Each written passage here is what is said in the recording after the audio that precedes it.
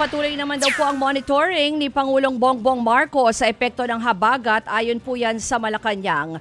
Tinututukan daw ng Pangulo ang mga bahang lugar, pati pagtaas ng level ng tubig sa mga dam at sa mga ilog. Nagbigay na rin ng direktiba ang Pangulong Marcos na magpatupad ng heightened alert sa mga ahensya. Dapat rin magkaroon ng koordinasyon sa pagpapakawala ng tubig sa mga dam. Mga kapatid, patuloy po kayong tumutok sa 105.9 True FM para sa totoong balita, impormasyon, music, and entertainment. Mag-subscribe sa aming YouTube channel at podcasts. At sundan nyo rin po kami sa Facebook, Instagram, X, TikTok sa True Network PH. Bisitahin din po ang aming website truefm.ph at panoorin kami sa True TV Signal Channel 19. Kami po ang 105.9 True FM.